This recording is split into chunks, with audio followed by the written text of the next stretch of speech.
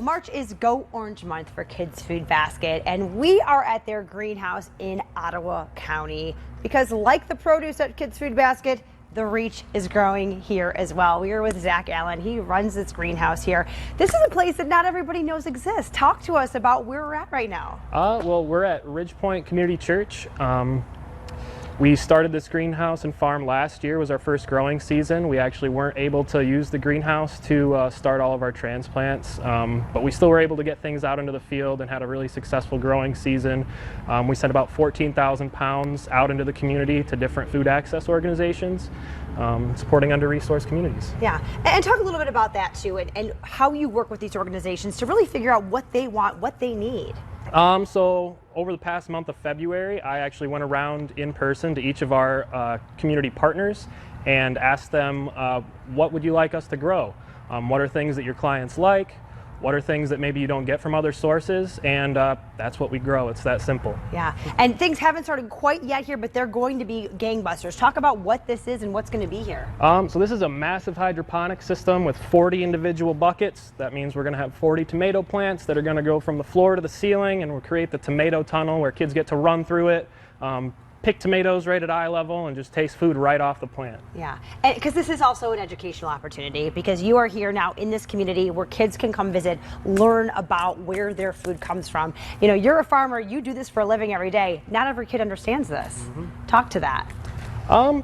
Yeah, I grew up in a small community and always had a garden in my backyard, so I never really thought twice about it, but after going to college, kind of learning a little bit about food insecurity, and then starting to work here, it's become really apparent that there's a huge disconnect between children and just even adults and where their food comes from and how it's produced.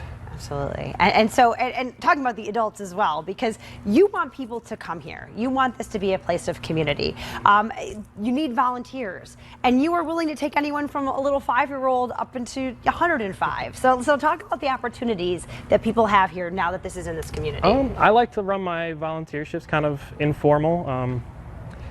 It's an opportunity for pros to come and teach me some of their knowledge. I'm only 26. I don't know everything. I'm not going to act like I know everything. So I'm love getting suggestions from volunteers. And if you don't really know what you're doing, but you really want to get into gardening, come on out. Me and the other volunteers can maybe share some tips with you.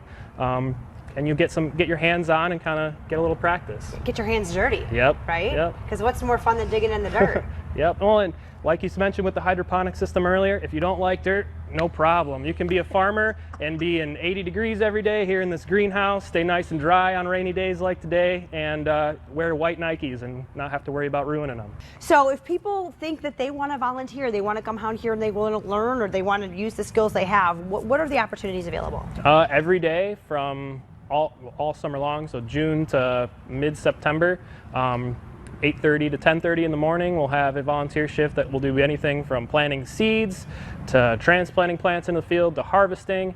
And then if that's not really your thing, if maybe you don't want to be on your hands and knees running through the dirt, we usually do two wash and pack shifts every week from 11 to noon. Usually those are Monday and Tuesday, and that will specifically just be washing and packaging our produce, sorting out any ugly fruits, things like that, and getting everything ready to be delivered to our community partners. What are you most excited about this space and having this to work with in the future of what you can do here with Kids Food Basket? Connecting with people and creating that community and a place for people to gather and learn about where their food comes from. All right, wonderful. What food are you most excited about growing? I love the peppers. We grow a wide variety of hot peppers and sweet peppers, and I just love all the different ones. It's the sound when you pick them, and they make this little like snap sound. I have to watch YouTube videos all winter of people picking peppers just to get my fix of that sound. It's so satisfying. Oh man, soon enough. All right, we'll keep those fingers crossed. Thank you so much, Zach, for your time. We really, really appreciate it. So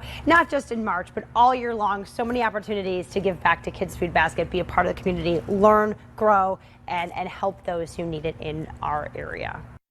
Kids Food Basket serves Kent, Allegan, Ottawa, and Muskegon counties, and there are volunteer opportunities of all kinds available in many locations, from those greenhouses to packing sack suppers. There are also lots of special activities and events surrounding Go Orange Month. Head to kidsfoodbasket.org to learn more.